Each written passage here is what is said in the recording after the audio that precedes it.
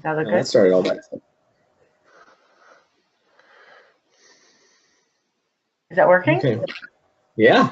All right. Welcome everybody to tonight's show, to tonight's webinar. It's going to be all about the wonderful uses of CBD oil. Throughout the night, you will be muted for audio quality. That way, when we put it up, you can you'll be able to listen to it again as soon as we post it on our website. There will be a question and answer period. You can ask questions from your GoToMeeting dashboard. And if you type in the questions, I'll be able to read them and ask Mike and Robin. And we're going to get started here in just a second. And I'm going to turn it over to Mike for a little introduction, and then we'll let Robin talk about all the great stuff about CBD. All right, Michael, you ready? I am ready. All right. Good evening, everybody. Hi, Robin. Good to have you here. Thanks. I'm so glad to be here. So now I've got to tell everybody how I met Robin. I used to go to a lot of seminars. I don't go to many as much these days, but I was up in Connecticut at a Design for Health seminar, and I got to meet the famous Robin Zika. So she is and still is a functional medicine, outstanding functional medicine practitioner.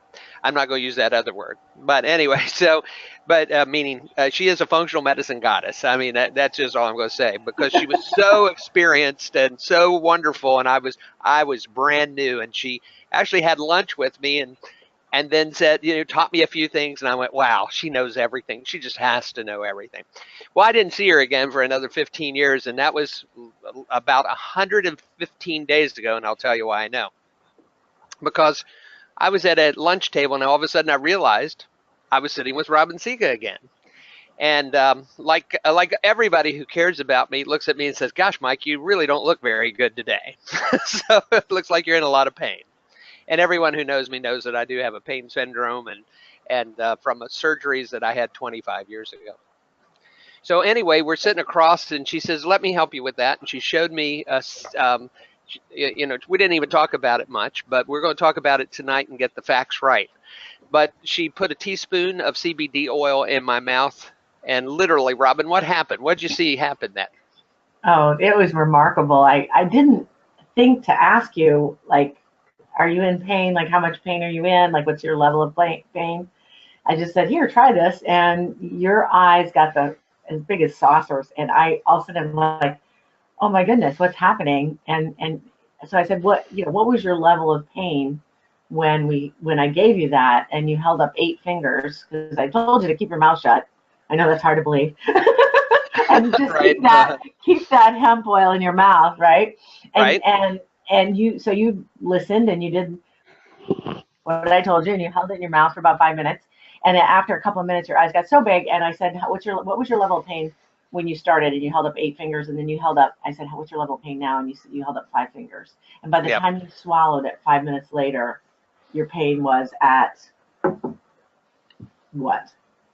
Oh, it was at a 1. And, my pain level has been at a 1 or a 2 or less for now 115 days. I've been basically pain-free 115 days. Amazing. And so we've studied this topic of endocannabinoid receptors since our early autism days. This is so important to understand because it's a system that everybody has kind of forgotten about because of the stigma of the idea endocannabinoids have with another plant, which is not this plant. And so, it's called a marijuana plant, and it has different aspects to it. So that's not what this is. So this is called an endocannabinoid a product, which is really made from what they call ditchweed, which is a friend of of marijuana plant, but it is not the same. It has no THC in it, and people have used it for hundreds, if not thousands, of years. As a rheumatism medicine. There was this group called the Beverly Hillbillies, and Granny made something called a rheumatism medicine. Well, I can see that because the reason we know a little bit about it is because the older women of Russia, when they didn't have any, they used to go out and actually hunt this and make something called just a tea out of this ditchweed.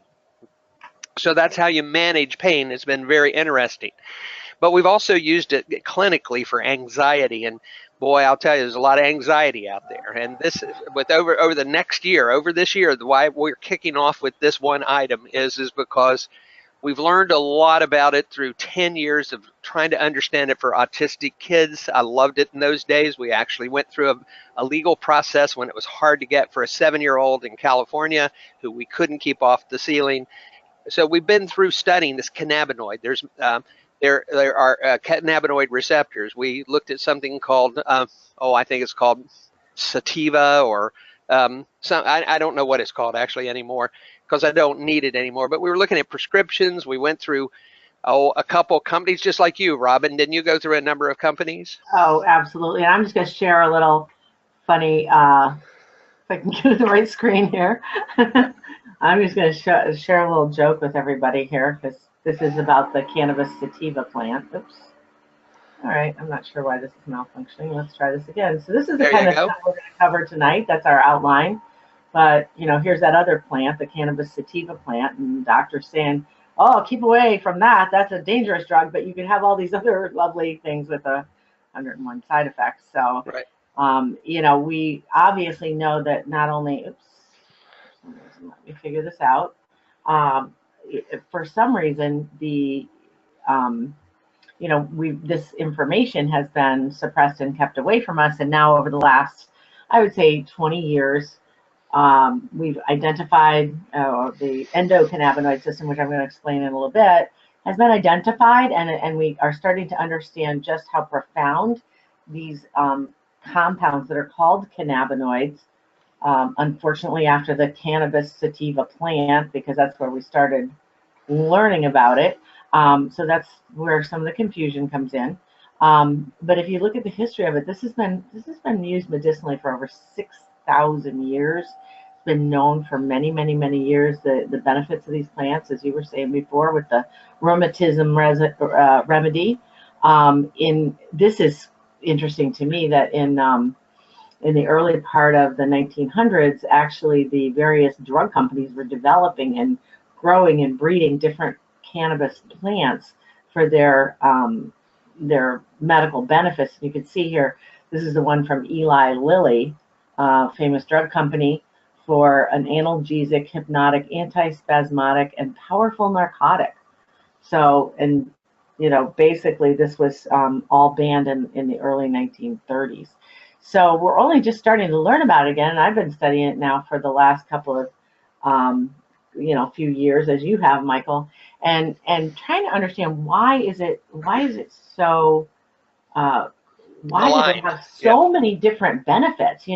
One person gets benefit in their for their anxiety, another person their sleep improves, somebody else their inflammation improves, somebody else their intestinal tract improves, somebody else gets rid of their fibromyalgia. Why is that?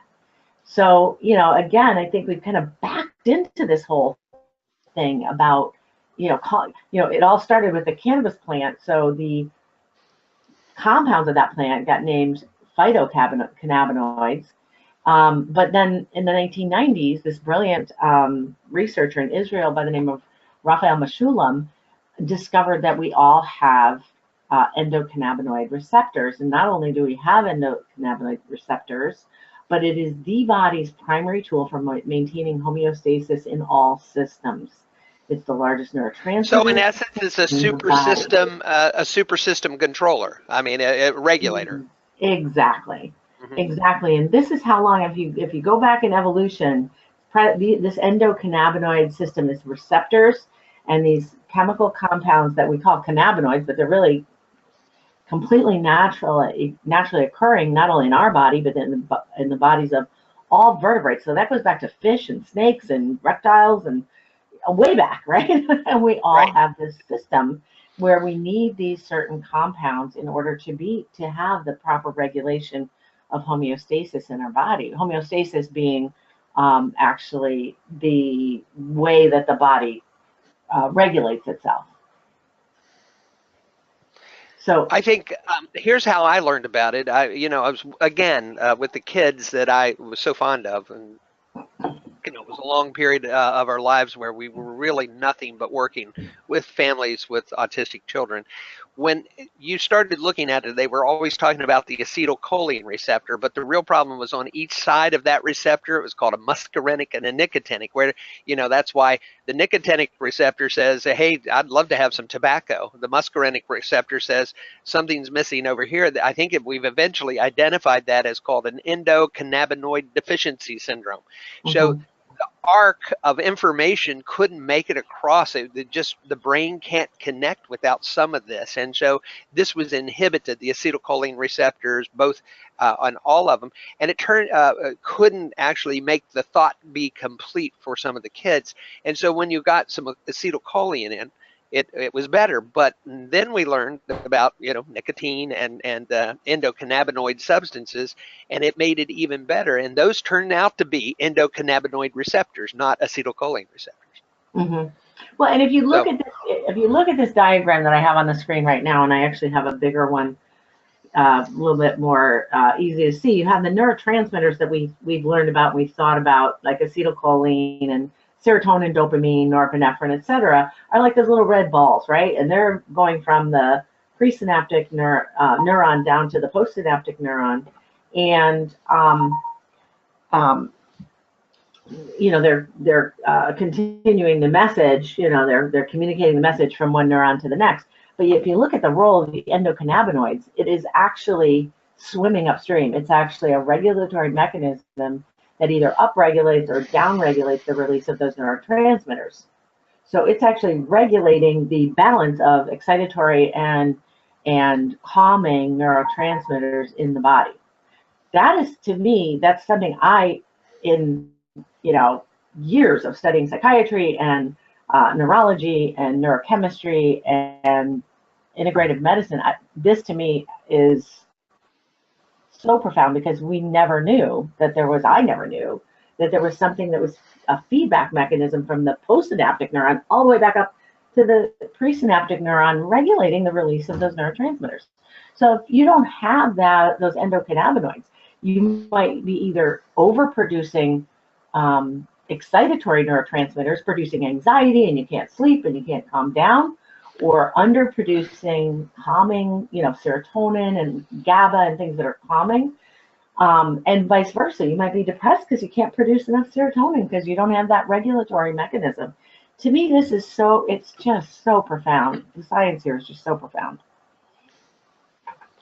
Well, I agree, and it has been so profound, especially in, I work a lot with a bladder specialist in Washington, D.C. for women, and whose idea is that Lyme in the bladder has caused, some of these major bladder issues in women. We can clean up the infection. She does bladder installations with antibiotics, and then she does natural stuff. We're now using actually methylene blue and some photoactivated therapy, and it's working just as good. But what happens is there's a receptor in the brain called the NMDA receptor, and what happens is it gets stuck and open. So even after they're better, they have anxiety, they have phantom pain where there might not even be any pain, but those pain cycles are open. And when we give them this kind of material or an endocannabinoid support, we see that pain go away, because they're kind of on without the off switch. The pain is no longer in the bladder. The pain is still being generated from the brain. So keep on going. So I popped this slide up here because we have CBD receptors, there's CB1 and CB2 receptors throughout our whole body. And the naturally occurring cannabinoids in our body are 2-AG and anandamide, and there's an enzyme called fatty acid amide hydrolase, or FA, that breaks down the anandamide and the 2-AG in the body. So if you imagine this is all over every cell, almost every cell in our body, including the bone, the gut, all of the, the pancreas, all of the endocrine system. So if you think about the fact that the CB1 receptors, all those CB1 receptors in the brain, if you don't have enough of the substance to be able to re-regulate that when it gets out of balance, or as you put it, the NMDA receptor gets stuck, well, then you've got no way to unstuck it. so to speak. Right. You've got no way to regulate it back to where it should be. Right. So this is just, kind of where the various endocannabinoid receptors are found. And here we are with 2-AG and anandamide. Your endocannabinoids are manufactured in the body, but a lot of times with stress or toxicity, either there's going to be a toxin that's sitting in that CB1 or CB2 receptor and blocking the ability of the anandamide or the 2-AG to get into that receptor, or the FA is the enzyme that breaks down these endocannabinoids is upregulated, and so it's breaking it down too fast. So if we don't have that, then a lot of things get out of balance, appetite, immune function, pain, energy, etc. So anandamide to me is just so cool. It was named for, it's got a long chemical name, but the common name, anandamide, is after the Sanskrit word for bliss. So this is literally the bliss molecule. And people that meditate a lot, people that do yoga, extreme athletes and runners, when they get that, runner's high, they're producing anandamide. And it's also transmitted in mother's milk and, oddly enough, chocolate. Everybody loves chocolate, right? Except for me. I think I'm the only person on the planet that doesn't like chocolate. But anyway, anandamide is the bliss molecule. So imagine if you had more of that in your life, how good would that be, right? Whereas the 2-AG actually regulates more of the some of the other functions in the body, like blood pressure, the vascular system, inflammation, the immune system. It's less in the nervous system, it's more in the other parts of the body. But it's still really very important, and it regulates communication from the gut flora to the brain. And literally there's far more neurotransmitters in the gut brain instead of the mind brain, okay? And that's really, really, really important, because we don't realize how much our gut affects the way we think and the way we feel and all aspects of our health. Right, Michael? I did have a gut feeling about that. Yes. Sorry about that. It's okay. It was a great joke. Does endocannabinoid treat my comedy Tourette's? That's all I'd like to know. I don't know. I don't think it's going to help that. No, it might make it worse, actually. Yeah, to relax me to actually do jokes that I wouldn't normally do in front of this wonderful crowd of ours.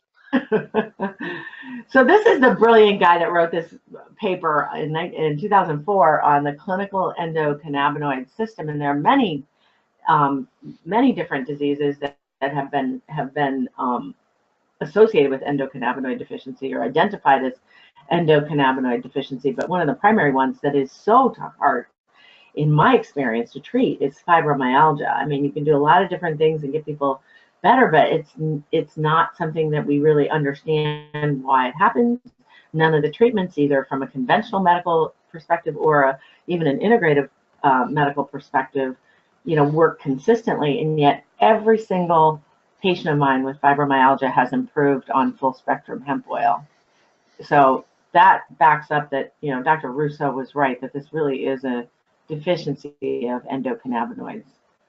So are you going to explain full spectrum hemp oil later? I don't want to get you out of sync.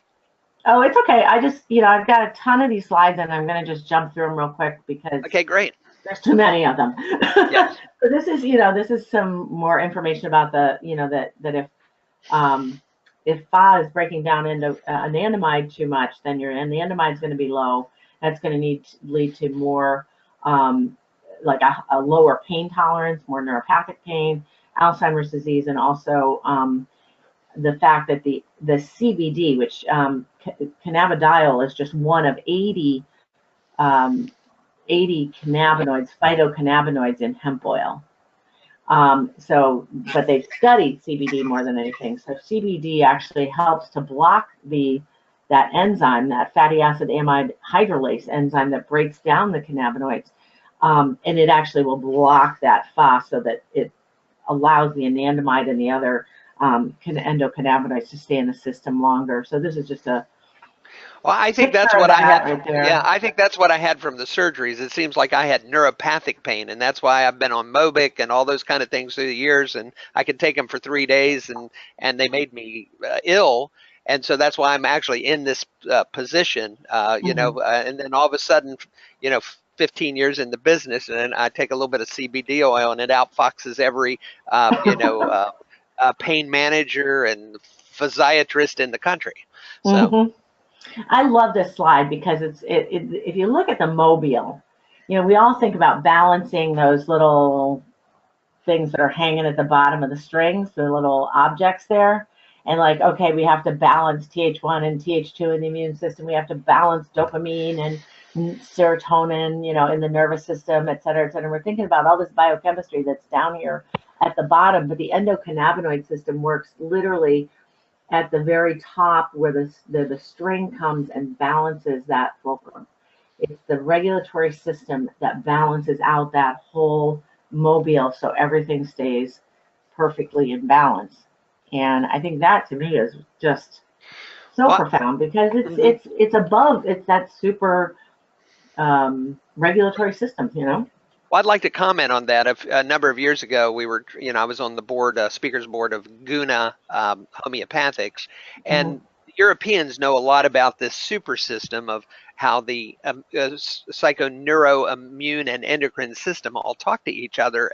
So a problem in one system is a problem in all systems. And so that balance is absolutely essential. Once toxins deposit into the intracellular matrix, it's a good thing because you get inflammation.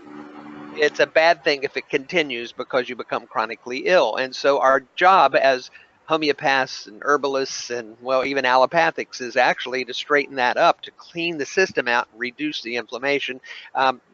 Some allopathic work has forgotten about that. So this is the reason that I latched onto this. There are 3 substances that seem to modulate this communication as a super system. That's CBD, NAD plus, and a couple of other things. I'll reveal those later. But building your cellular health with your cell signaling seem to be absolutely essential to me, and that's what we're striving for in our model. And we have really, I won't say perfected it, but we'll never perfect it. But for a 2018 model of medicine and recovery and health, the idea that CBD oil modulates and manages this whole system, that NAD modulates and provides energy for the system to operate, I think we found 2 keys that we didn't have on the first month of 2017. So if you haven't talked to us for a while, you should probably be talking to us. Keep on going. Thank you. So I went back to the slide with the mobile because imagine like all the way over to the right, we have that little orange circular object. Well, imagine if that starts to get inflamed and it starts to get heavy and it starts to pull down. Okay. Is that going to just affect that one string or that one side of the mobile, or is it going to affect the whole mobile? It's going to pull the whole mobile out of balance, right? So that's exactly what you're saying, because we have to balance, and then if we take a drug like, Mobic or whatever to suppress inflammation, we're actually just adding an additional weight on that one string that's going to pull that out of balance. Now that's going to throw the whole mobile out of balance, and something's going to go out of whack over on the other side. And then we're going to need to add another drug to balance that out, and another drug, and pretty soon the whole thing just breaks because we're just trying to clamp the symptoms down instead of really look at the critical pieces, as we're talking about, as you just beautifully said, Michael, to balance this out so that it's back in the perfect homeostasis that nature intended. So you asked me about full spectrum. Okay, the body makes endocannabinoids. I'm just repeating myself here. Hemp plants and even cannabis plants of other species makes phytocannabinoids, and the phytocannabinoids do interact well with our natural CB1, CB2 receptors. Hemp oil contains over 80 cannabinoids, and CBD, or cannabidiol, is the one that's getting all the attention right now, but it's only one of 80, and there are many, many others. So let me show you some of the studies that have been done on, if you look at the outer circle here, you basically have all these different conditions, and it almost looks after a while like Is there anything that it doesn't affect? And I'm thinking that there probably aren't too many diseases that it isn't going to affect positively. But you look in the middle circle there, and you can see that most of the studies are either on THC, which is from cannabis sativa or marijuana, or on CBD. There are a few others in there.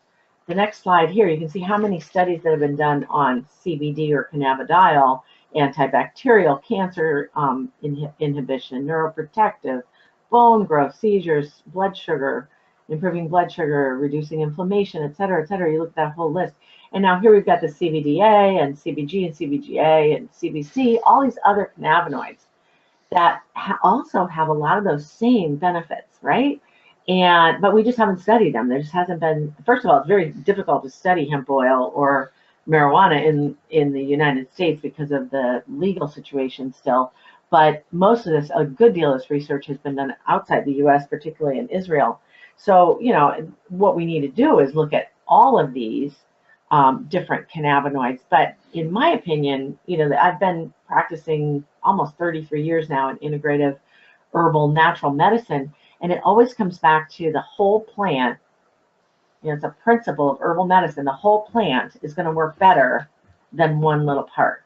But our drug companies continually go and take white willow bark, extract aspirin, and then use it by itself. When you use white willow bark, you get a good effect, and you don't get a lot of side effects. When you use aspirin or the non-steroidal anti-inflammatory drugs that have spun off from aspirin, you get ulcers, you get all kinds of different side effects that you wouldn't have if you're using the whole herb. And the same thing applies to hemp oil, is that it really the whole herb has different, and I've got some good slides on that, so let me see if I can find it here. I'm going to jump through here. I'll come back to all these different studies. Just want to go to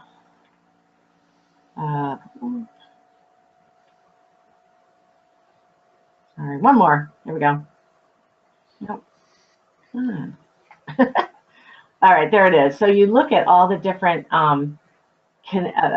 different compounds, not just CBD, not just the 80 cannabinoids, but all kinds of terpenes and flavonoids, which are antioxidants. You've got essential fatty acids. You've got all kinds of different effects within the CBD. Here, I got to click through this way to get these all to come up. Vitamins, minerals, etc. Oops, sorry. And all of those things create an entourage effect, so you're getting a better effect. So when you take just CBD oil, which there's a lot of manufacturers out there that are just making a pure CBD oil, you are not going to get the effect that you get from a full spectrum oil. Okay, so it really needs to be the whole plant. And the other really kind of key component that I found out, because like you, Michael, I've been looking at CBD and medical marijuana for a few years, and trying to figure out how to, why it works for some people, why it doesn't work so well for others, why it doesn't work for the majority of people.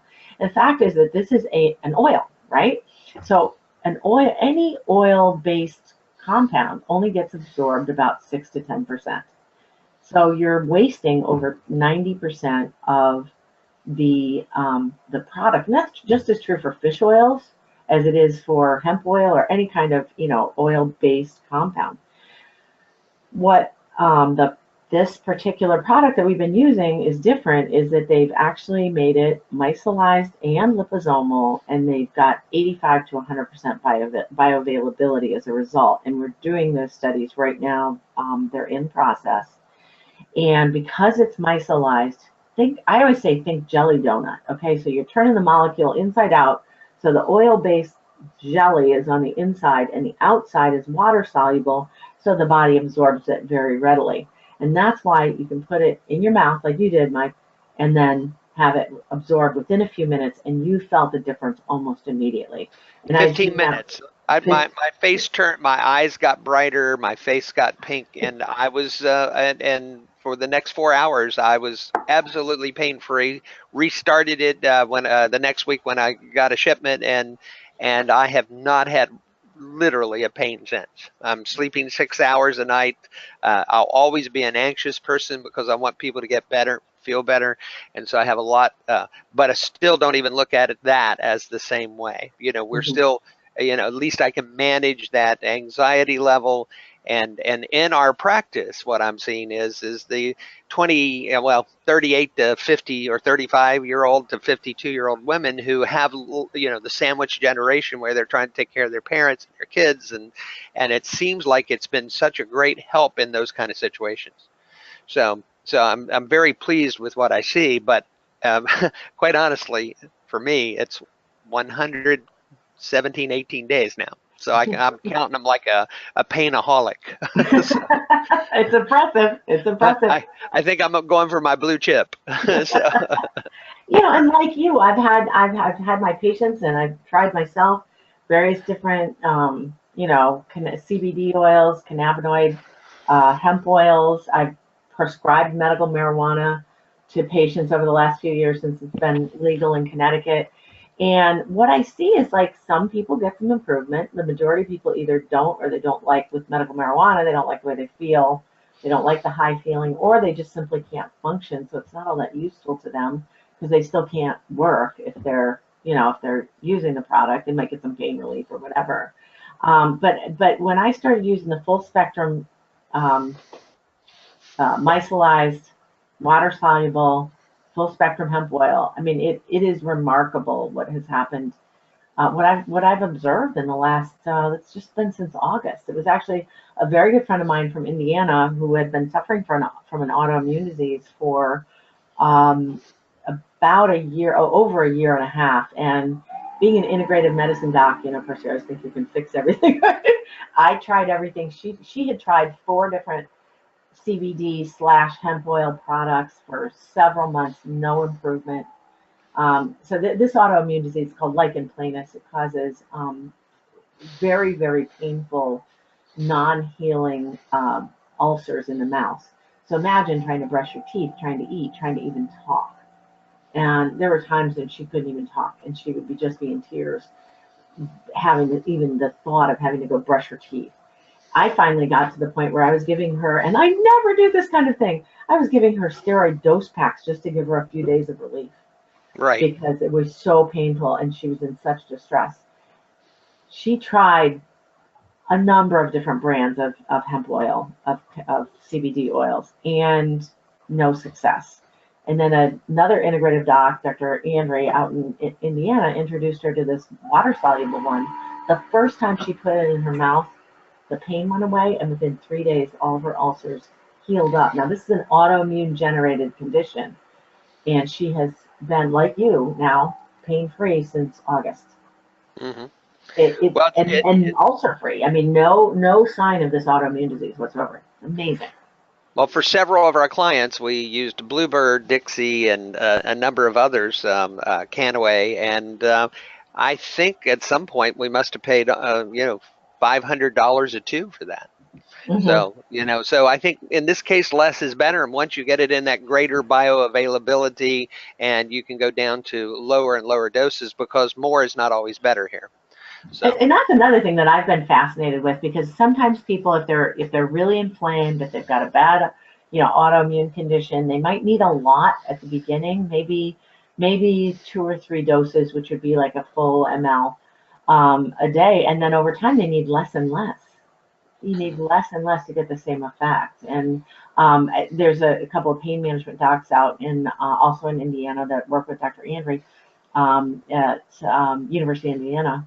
They half of their narcotic patients, they've actually gotten off of narcotics, and instead of escalating, as in the case of narcotics for pain or benzodiazepines for anxiety, the more you use, the less they work, and then the more you need, and then you sort of, you know, catch-22 situation. It seems like once these hemp oils start to balance things out, it just gets better and better, and you need less and less to maintain the same effect.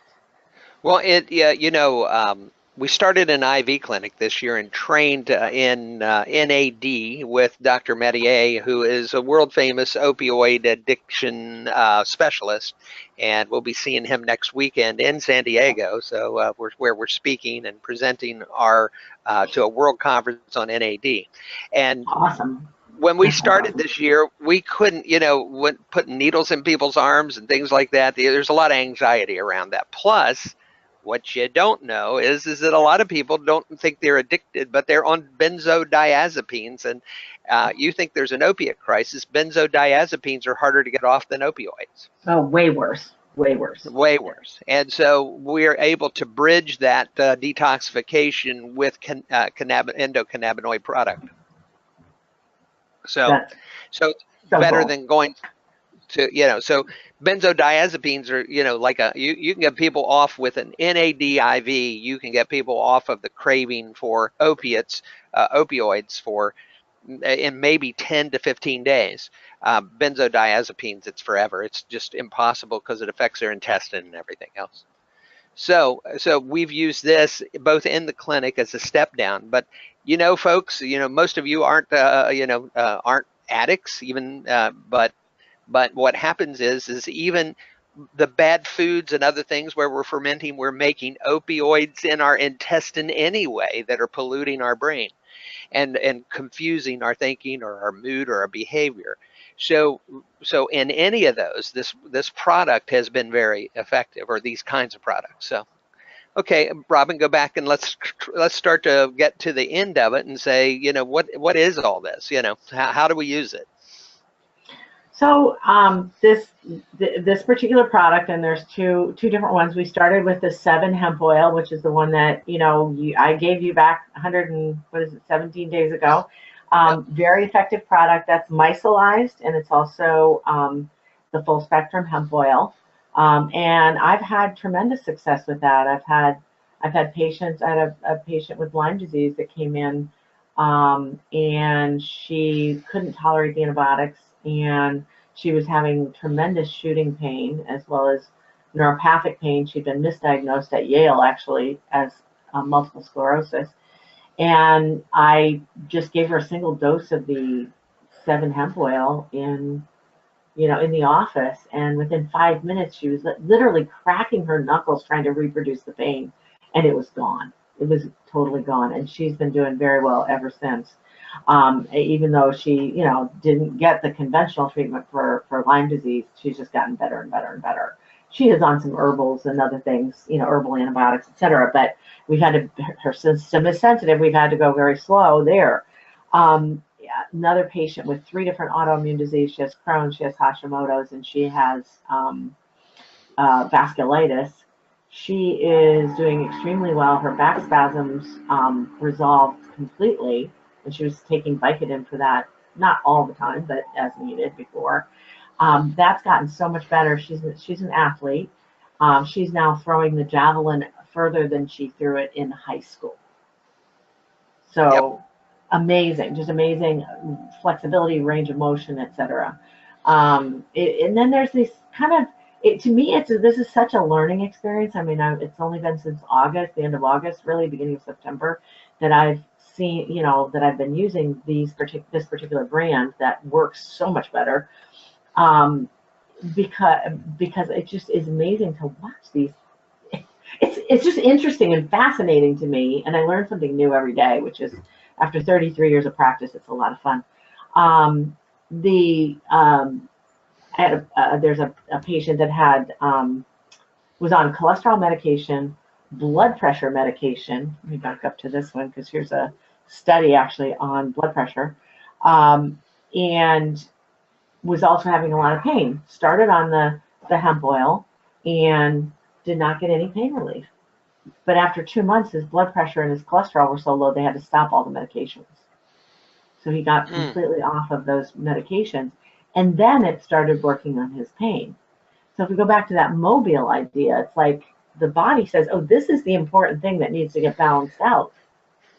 So for him, the pain, even though that might have been the most important thing for him, wasn't necessarily the thing that was most important to the body. It's like it wanted to balance out, get off those medications, and then he could start to, heal some of the other things. So, I think that it's so fun to see. I'm just looking back here to see if there's any other studies that definitely wanted to. There's an important one. Oh, you want to talk about that? So many of my so actually at this conference I'll be speaking about chronobiology and the sleep wake cycle and how it's affected. You know, it affects either you produce tonifying chemicals in your body by having a good rest, or you can produce toxic chemicals. So you start thinking irrationally when you don't sleep. But that's just the least of it. You really are making toxic chemicals when you don't sleep, or especially the brain doesn't clean itself at night when you're not deeply in sleep. So oxidative stress happens when the sleep cycle is not balanced. Mm-hmm. That you're not So I getting think into good restorative sleep. Yeah.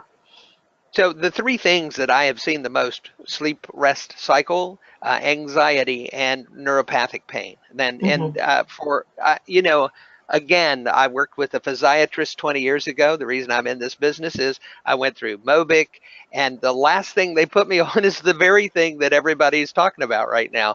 It was heroin, basically. It was called Duragesic patch, Oh, geez. and so as I was on it for 13 hours, and I couldn't get off the floor, couldn't get away from throwing up. And so thank goodness I've never been a drinker or smoker or anything else. So putting me on heroin wasn't a great idea. Mm. So and that's called Duragesic. So if you're on a fentanyl patch, you think it might be okay, but it's basically heroin. And so we need to know that, and so we don't think we're addicted, but thank goodness I was tried 13 different pain medicines and couldn't be on any of them for more than 3 hours without being sick. But that was the big one, and that's the day I decided to be a functional medicine practitioner. There'd never be another day that I'll try to ever put any, the standard statement was, oh, he'll be all right, go get some Benadryl, and that way he won't throw up anymore. Oh, geez. Well, Yeah. 500 people died the next year on Duragesic patches. So. Oh, I know, and really, the so-called opioid crisis, and I'm not diminishing it. It is a huge crisis, but the reason why we're seeing so many addicted, heroin addicted, narcotic addicted people dying now is because they're lacing it with fentanyl, and that's what they're taking the Duragesic patch, the fentanyl patch, or however they source it, and they draw it up, and they can't control the dosage of it. So you have no idea how strong that heroin. If you're a heroin addict, you think you can take this dose, and you can't, because it's got this other stuff in it that's way stronger, and that's why people are dying. In record numbers. And it's really sad when we have these natural compounds that are non-addictive. There's no THC. There's virtually in the hemp oil, the full spectrum hemp oil, the 7 and the Ultracell, which I'll talk about in a minute. There's no THC. In hemp oil, there could be a tiny bit of THC. The FDA allows up to 0.03%. This company actually takes out all of the psychoactive component, and there is no THC in either one of these products, which I think is really important. So if you will tell us about that, and then we'll open to questions. Is there something else you want to show up there on the slides? I'm just flipping through here to see, there's so many studies. I'm going backwards now. There's over 23,000 studies on all types of different conditions. And if you look at the one, CBD causes neurogenesis in the brain, typically associated with conscious memory. So in other words, it actually improves the brain repairing itself. That's that particular study from the International Journal of Neuropharmacology. Here's one on rheumatoid arthritis. I have a good friend of mine who was almost disabled she's bedridden with rheumatoid arthritis. She's taking Ultracell now. She takes quite a bit of it, actually, but she went from a pain level of 10 down to 2, and she was able to get back to work and run her business. So that's just huge. Again, studies upon studies upon studies on all kinds of different conditions. But now, hopefully, you guys understand why this isn't snake oil. It's not like some, supposed thing that affects everything. It's really the super regulatory system of the body, and that's why we're seeing benefits in so many different areas. That it really is the function of those endocannabinoid receptors. So I'm going to flip right through this. Go back to. So where we're headed, Erin, are you about ready to open up for a couple of questions? I see we have a pretty full house, so I'd like to, if anybody has any questions. If Let they're, me just talk about Ultracell for 1 minute, just a couple yeah, sentences while Aaron's getting that going. yeah, that's what. Ultracell is actually, Zalise decided to because there were some improvements that needed from the 7 hemp oil. 7 hemp has both stevia and xylitol. There are people that are sensitive to xylitol, so they took the xylitol out, and that actually makes it able to be used with dogs and cats, because dogs and pets cannot handle the xylitol. It causes severe hypoglycemia, and they can die from it. So I was able to give it to my little, I call her little because she's just so cute, but she's like 60 pounds, little dog that had dislocated her stifle, and she got so much better so quickly. It was amazing. The other thing they did to create the Ultracell, and I apologize, I don't have a slide or a picture of the Ultracell here, but I'll have to add that. It has a little bit more of the full spectrum hemp, but it's both micellized and liposomal. And what that means is it's going to be a little bit more long. It's not as quick acting as the 7. The 7, I think you're going to see a more rapid onset of action, like you did, Michael. Mm-hmm. The liposomal maintains the blood level, and those are the bioavailability studies they're doing right now. And because that gets absorbed in the gut. So we're getting both the absorption sublingually in the mouth as well as in the gut, and it's maintaining that level longer. So that's been my experience with that. They also changed the flavors a little bit, and some people like that a little bit better. So there's some tweaks and improvements that make the Ultracell has a prebiotic in it that helps the gut a little more than just the neuropathic pain. So I use people with severe gut issues. I'm using the Ultracell. People like me who have sharp pains at times, I'm interested in helping them with that, and so I use the C7 there. There have been some sensitivities to the xylitol. Yes, there have been. So I like the Ultracell better intellectually, but I will not probably ever leave my C7. We have to name yeah, I will never leave that at 115 days. These products are called Zillis hemp oils, and we have them available in the store here. You can talk to Aaron or Debbie or Beverly and talk to them about it if you want to be involved with this process here. CBD oil. Again, the reason that I let off with this, and we're going to have a series of stories, but this seems to be the first step. This and the NAD, between the NAD, and I also use a little low-dose naltrexone in some of my work as well. And so these 3 compounds have normalized these super systems that we're all failing to address. So it's an idea that the body has to be coherent and is really about physics. The body's not about biochemistry, it's about physics. And so so a lot of people are talking about biohacking and those kind of words, but I put it in simple words. You don't send a plumber to do an electrician's job. So we've got to get the electric back on before the chemistry works. So this is my first step in most people if they test for it on my testing procedures, my biosurveys. And so this is the first place that I start. And so it regulates the super system, and then the gut gets better. I need less probiotic. I need less liver gallbladder flushing. So that's why we have chosen this as the first one. Yeah, and I agree with that. I mean, I think that, some of the stories, like your story, and some of the other ones that we've talked about, I mean, are so dramatic that you get kind of like, wow, that's what just happened. But I think even the people that don't have that immediate, that maybe they don't have one of those conditions, or maybe they're pretty healthy, they don't have that immediate like bang, they still can have benefit over time. I really believe this is like a fundamental thing that everyone should consider for promoting their health. And I just want to throw one other thing in there. I was at a Christmas party just before Christmas, and a friend of mine who's a serious meditator. He's very careful with his diet. He's lost a lot of weight. He's just so healthy. He's just done such amazing things. No health problems. He says, well, I don't think I'm going to really notice any difference from this. And I'm like, well, okay, well, why don't you try it anyway, right? So he tries it.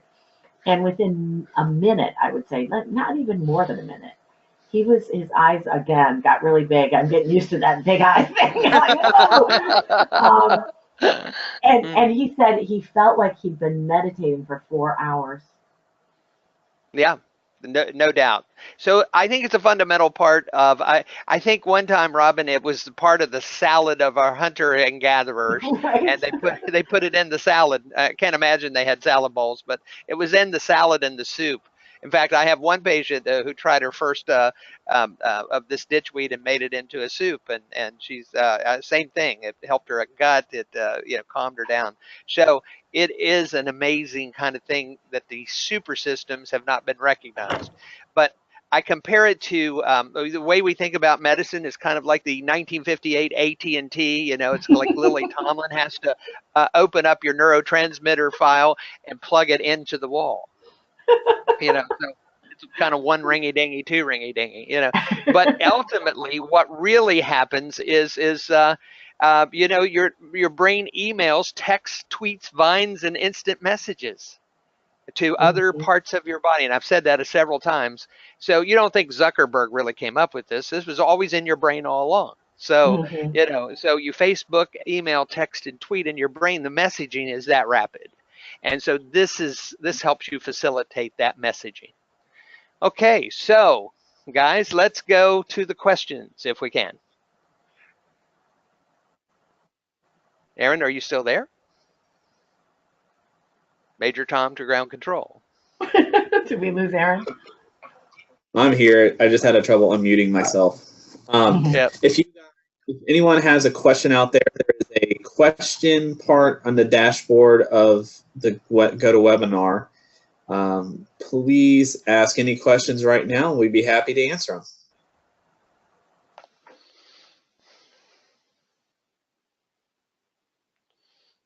And John, if you're still there, I want to let you know that I will be in San Diego if if you want to meet halfway on the way up somewhere. I know you're just about 35 miles from there.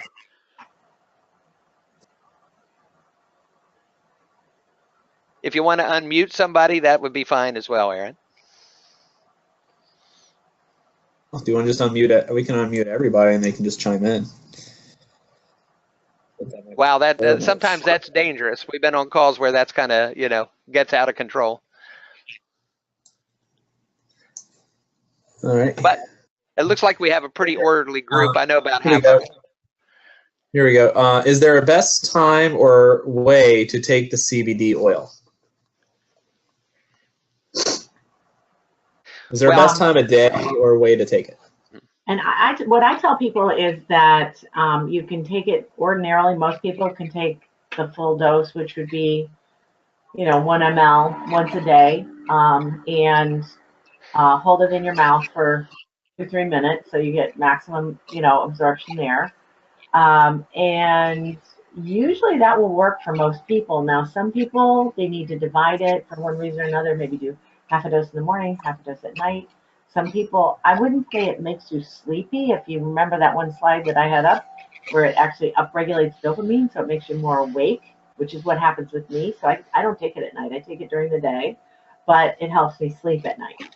And I think that's what I've seen with people. It's like, when we think about inducing sleep, if you have a problem with sleep, you think about, I got to take it before bedtime, but not always. It's going to do what it needs to do to regulate that whole system. So it's not so important what time of day. I think it's an individual thing, and people have to figure that out, like what feels best for them. Because everybody's going to have just a little different reaction. I do it twice a day, and the first 3 days, I would say that I did have to sleep a little more because I was sleep deprived from the pain. So so I took a 2 o'clock nap for 20 minutes. A little bit more, Michael. I called you all day on Sunday, and you didn't answer because you were asleep. That was it. That was it. I was ignoring you, actually by resting. Yes. I have another. Do you develop a dependency on CBD? No, there's no addiction to it whatsoever. There's no psychoactive component. It doesn't have virtually no side effects. There are some interactions. I would say if somebody's on a lot of medication, they should be cautious and maybe start low and then gradually build up. Because as I mentioned, the gentleman that was on cholesterol lowering medication, was on blood pressure lowering medication. His cholesterol actually dropped below 100, and his blood pressure was like 90/50 because he was on the medication. So he needed to stop those medications. So I would say if you're on a lot of different medications, you want to maybe introduce it slowly and, you know, have your doctor monitor that, or if you can monitor your own blood pressure, like pay attention to that. Just, I mean, I have seen some interactions with that. I've seen a few detox reactions, like maybe like a mild dull headache for the first week or so. So, you know, that's the only thing I would say would be a contraindication, but there's no addictiveness. And as I said previously, what I experience is people need less of it over time instead of more of it over time with the addictive substances like benzodiazepines and narcotics. Yeah, I've actually reduced my dose significantly since the first day, but and then sometimes I miss it for 3 days and I don't notice it, and every once in a while then I say, oh, there's the twinge from my neck, and so I just go ahead and put 10, 20 drops in. So where I was doing 40 drops a day, I'm probably at 20 now. And, yeah. And I've used it with my children, so it's a safe thing that, you know, my kids are 7 and 4, and it just kind of helps my 7-year-old kind of get back on this plan a little bit because she is a thinker. Let's put it that way. Highly intelligent, very active thinker. Yes. Yeah. And so it helps her get her calm down so she can rest and kind of channel her ideas. Yeah, and obviously we can't, you know, the company itself cannot advocate that we give it to children. However, all of the THC has been removed, so it's really safe. It's, you know, it's really doesn't have any side effects with children. Obviously, we have to be cautious when we recommend it, but you know, I think it's really the ideal solution because it doesn't have the THC, and you don't have to dose it very high. So you don't have you know, a lot of the, you know, THC that would be in other hemp oil products, but you also don't have the taste. So like for children or even pets, like it's very well tolerated because it's not, you don't get that like heavy smoky kind of flavor that is pretty obnoxious in some of the products. Yeah, they both tolerate it well, the taste. They actually kind of like it, but I only give them like 2 drops. Oh, wow. And that's enough. Yep. That's great. Another question? Yes. Could it help with diet, like to help with sugar cravings? It does regulate the insulin receptor and increases insulin receptor sensitivity. So it does help with metabolic syndrome and diabetes. What I noticed is I lost about, I don't know, 5 to 7 pounds without doing anything different. Unfortunately, that's kind of plateaued, but that's probably my stress level. But it definitely changes something about the way your body metabolizes. And some of my diabetics and people with metabolic syndrome have done much better with it. I will absolutely agree to that, and I don't have cravings for things that I'm not supposed to have cravings for. I always say I don't drink, I don't smoke, I don't eat red meat, but walk me past a pizza shop, and 3 days later they find me in the alley. I got sauce on my face, I'm covered in boxes, don't know where I've been. So I don't have that craving. I actually haven't had pizza probably in about 108 days. Wow. Can't even stand the taste of it anymore. Yeah. So, and I think there's probably, as far as the craving stuff, there's the craving issue. There's probably some things like you were talking about before with the NAD and the maybe some other like chromium and things like that we really need to figure out like what is the right combination, because it's not. I mean, the hemp oil does a lot, but we still need our nutrients. We still need our other modulators, our biochemical modulators. Yeah, you really do. But that it gives you the strength to bridge into the new place. And have you heard of anything about like putting in a juice for people who don't want to take anything at all? You mean can you juice it? Is that what they're saying? Well, they're saying, can you put it in like a drink? So with the 7 hemp, I would not put it. I would probably put it in water and have people just swish it around in their mouth. if the flavor is too strong, because some people say that it's very, they make a berry that tastes a little like cough syrup, and a cinnamon that, I love it, but some people don't like the cinnamon flavor. It's too strong. So you can always just dilute it in water.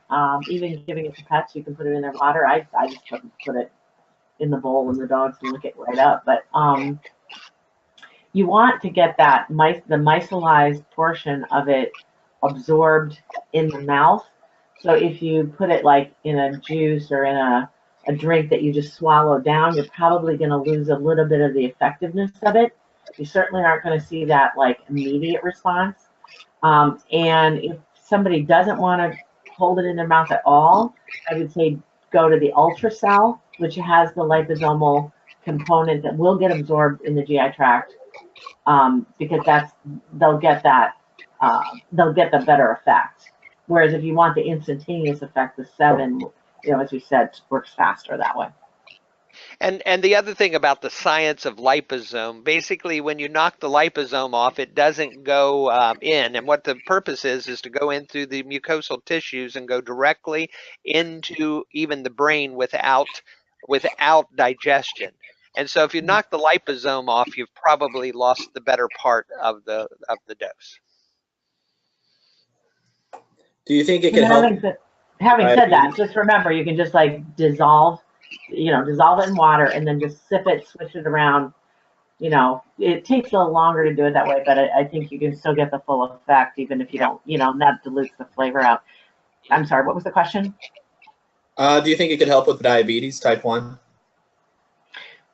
Type 1 diabetes is an autoimmune disease, and hemp oil, there's a lot of studies on CBD and the other cannabinoids regulating the T17, the Th17 cells, which are the ones that regulate, they're the T regulator cells that regulate the Th1 and the Th2 balance in the immune system. So it's actually down-regulating autoimmunity.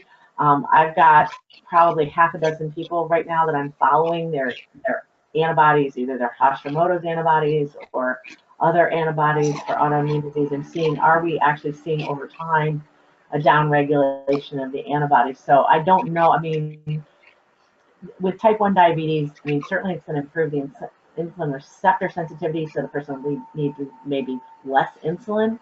But if they're not producing any insulin of their own and their islet cells are all destroyed, I don't know that it's going to completely reverse that.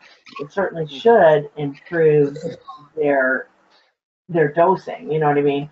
However, if they're still in that autoimmune phase where their pancreas isn't completely destroyed, it might be able to arrest it or even maybe reverse it a little bit, because it's the antibodies that are attacking the islet cells that leads to type 1 diabetes. And if we can downregulate those antibodies, then hopefully that would arrest that process.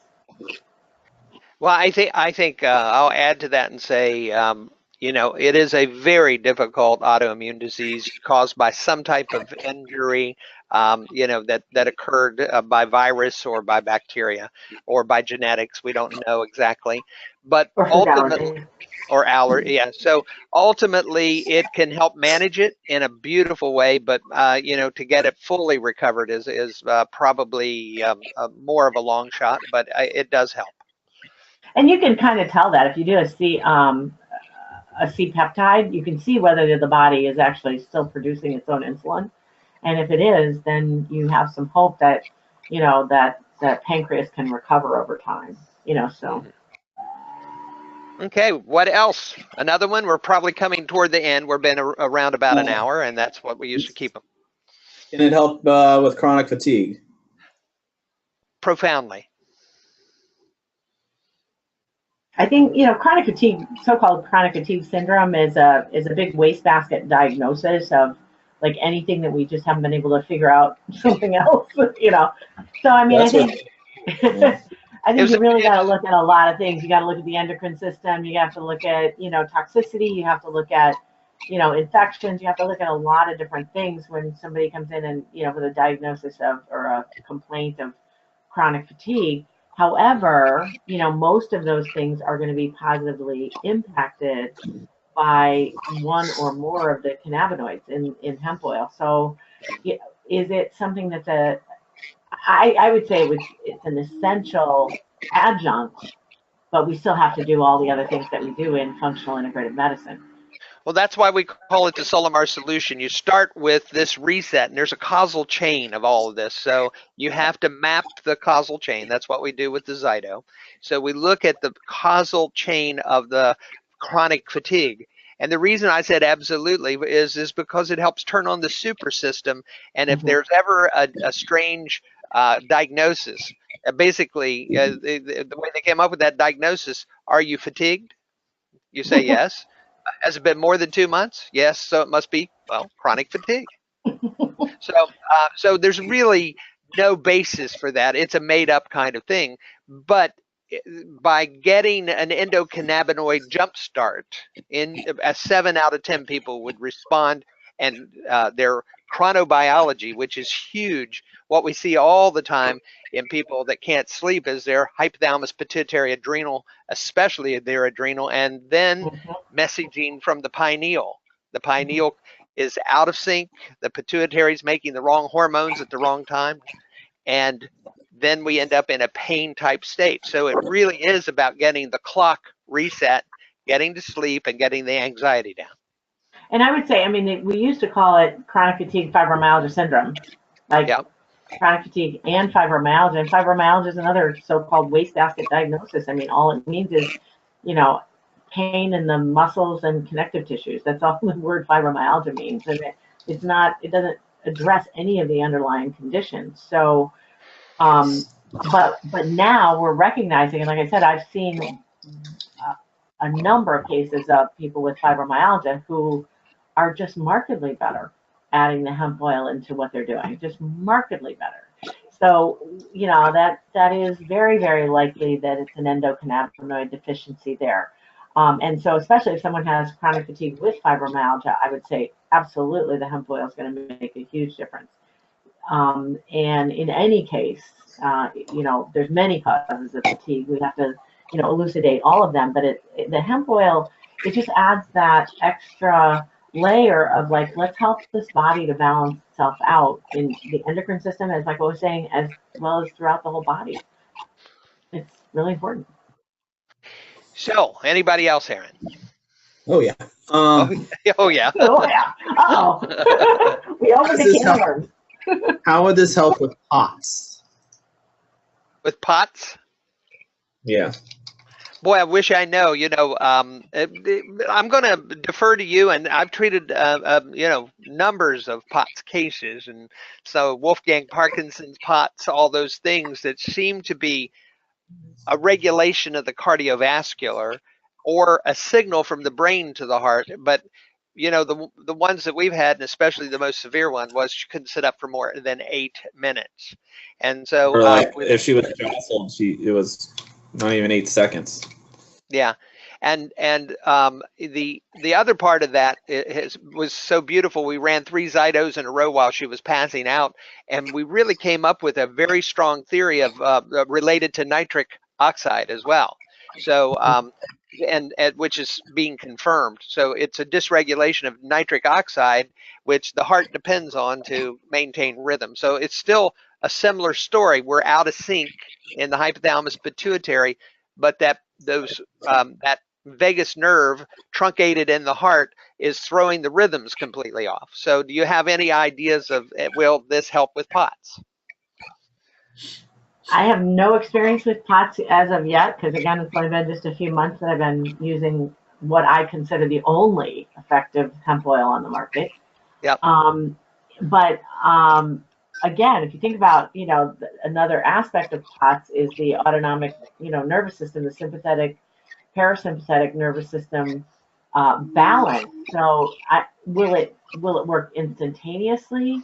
I don't know. Will it work over time? I think it will, because it's going to regulate those neurotransmitters over time. It might not be I totally agree, and it's somewhere in that system. We're just trying to find the right tool for it. We did a lot of times we'll bring them in with, and we did 10 days of NAD to rebuild the cells. We did, Myers cocktails. We did homeopathy.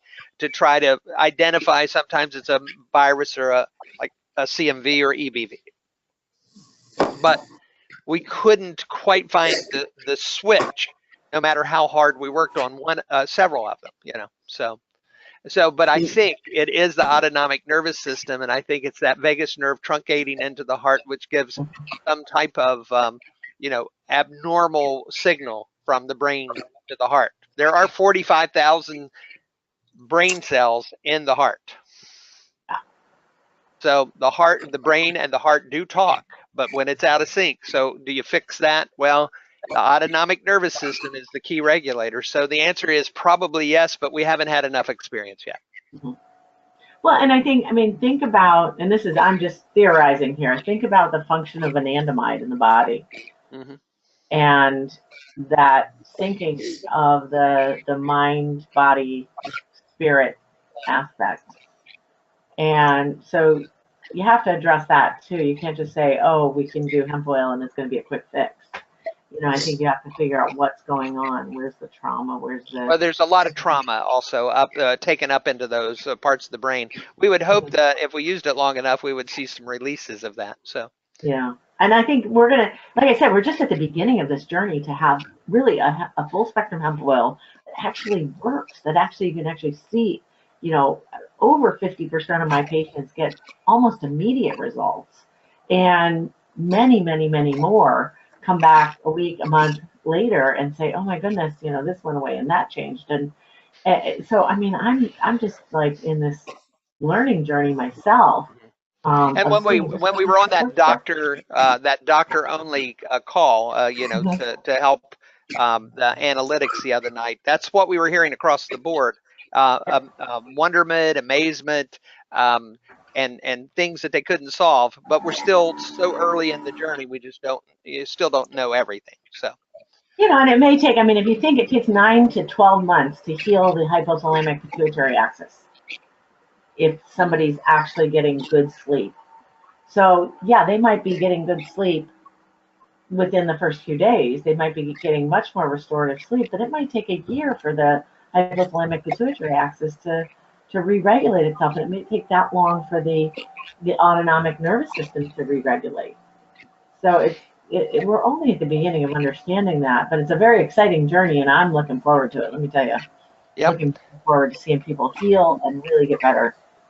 Okay, Aaron Payne, another one. Is there anything else? How about helping with cluster headaches? Wow. I have had, there's very good results with all types of migraines, including cluster. As far as the research that's out there, my caution would be go slow, because I have seen people with migraines get rebound, sort of detox headaches. So I would start with just a few drops and gradually build it up. It does seem to help over time. And if this person, you got to look at the hormonal balance too, with cluster headaches. And the liver and gallbladder congestion as well. Yeah, especially testosterone in males. Big impact in terms of. But one of our key doctors was one of the persons talking the other night about hers, and how long did it take her to get regulated? And then when she finally did, it really worked.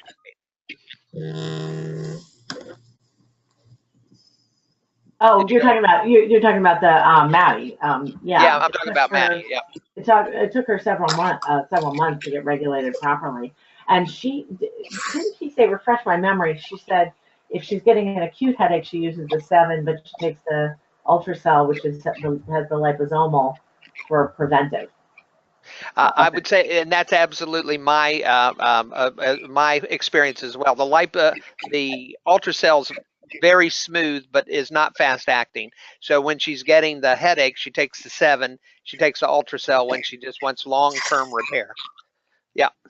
And there's having written a book on migraine headaches, there's a whole bunch of other different components as well that you got to look at: allergy and hormonal balance and magnesium deficiency and other things. So you don't want to neglect any of those things that are really critical. But I think the hemp oil is actually adding a whole nother, layer of really helping people to heal from chronic headaches. Okay, Aaron, another one, and we'll take 2 or 3 more and see what happens. Nobody has How does it dropped the ball help? at this point. How does it help with hyperthyroidism? Well, hyperthyroidism is an autoimmune disease as well. I actually have not had any patients with hyperthyroidism that I have treated in the last few months, so I have not seen that. I don't know the answer to that.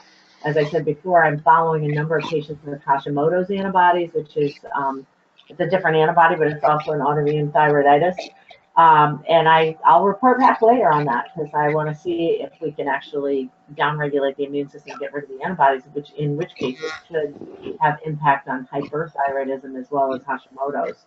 I'll tell you my own personal story, which is I'm pretty healthy, so I don't really notice a lot with anything. But I have had a thyroid problem and some issues with my adrenals just over the number of years of stress, and I started the hemp oil just kind of full dose. Like I don't have any problem with taking stuff. I don't usually react to anything. And after 3 days, I went hyperthyroid on my thyroid medication and had to seriously cut back. So that's where I would say, if you're on medication, be careful because you might, if you go too fast, you might see your body regulating faster than you can accommodate if you're on medication. So I actually had stopped and started very slow and then regulated my own thyroid dose so that I was, right in the pocket there. And I'm down about half on my thyroid dose. So of what I was taking prior to being on hemp oil. So it's, again, an interesting little experiment that I'm observing here, So again, just watch if you're on medication, but I do believe it will start to regulate the endocrine system and as well as the autoimmune antibodies over time. Okay, next. No, I don't think so. I have one question. Can you insert it into urethra for IC patients?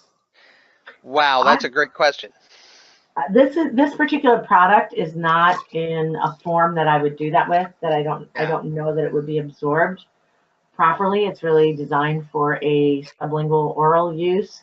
I do know that there is plans to develop products for a variety of different applications. I would imagine topically as well, because there's good use for topical. But we want to find the right delivery system for what the tissue is that we're addressing. So to do it for IC, it would have to be in a form that would be well tolerated, obviously not be uncomfortable or burning or cause any kind of an issue. And we don't need the sweetener, we don't need the flavor, obviously. Yeah, that would be too complicated. But xylitol sometimes actually knocks out a few things. But here's what I would say. I work every day with, I guess I can say her name, Ruth Chris in Washington, D.C. And so we work together on very difficult patients. We have looked at a couple of things. One, we're using a NAD prescription cream with a little bit of low-dose naltrexone, and that we've also used bladder installations of NAD and another practice out in Arizona that I work with. And then some of our patients have used silver. You've got to be a little bit careful. You've got to have the highly refined silver that people use, and they do very well. The NAD bladder installation has been very useful. Again, silver, but our low-dose naltrexone with NAD topically over the suprapubic area has been useful. And certainly, I think taking the full spectrum hemp oil, orally is going to regulate that inflammation throughout the body. So that's going to work synergistically with everything. It's going to regulate that and the NMDA receptor. And case after case, that NMDA receptor dysregulates GABA and glutamate. And so the glutamate is on overdrive at that NMDA receptor. And for years we used Namenda and a few other things that just never quite reached it, but the CBD oil and the NAD have. That's awesome. Yep. And overall, it just reduces the stress in the body so the body can heal. Because if we're always in that fight or flight looking for that bear to jump out of the woods to eat us, we cannot heal. And so when you do the CBD, it puts you into more of a relaxed state. So your body can take a breath and actually start that healing process. Exactly. So it takes us out of that. You know, we're not spinning a bunch of bad chemicals out. Aaron, one more or two more? We are done with questions. Anybody else have a question? Otherwise, we're going to wrap it up tonight. Everybody pretty much stayed till the end. That's great. All right. And if any of you are in the San Diego area, we will be at the NAD World Summit next weekend. I believe it's in Mission Bay at a hotel there. But if you're interested, give us a call at the office and we'll be happy to talk to you. And if you're interested in the hemp oils that we talked about tonight, the 7 or the Ultracell, please feel free to call me tomorrow and I'd be happy to talk to you all about it. Our phone number here is 804-562-8554. And I'll be happy to talk about it with you. And we can do a little Zyto scan if you decide to. So just give us a call and I can do like a 5-minute little check-in with you. Thank you. We really appreciate you all. We're going to have a number of speaker series over the next month to explain further the Solimar solution and how it's unfolding in 2018. So we thank all of you for being here. We hope that you will be a participant in our practice this year, one way or by information or by treatment. So we thank you. Aaron, call it a good night. All right. All right, Thank everyone. you so much for having me. This was so much fun. Thank you, Robin. Thank you, Robin. We'll do it again soon. I'm sorry. Yeah, that's awesome. All right. Good night, everybody. Thanks. Good night. Bye. All right.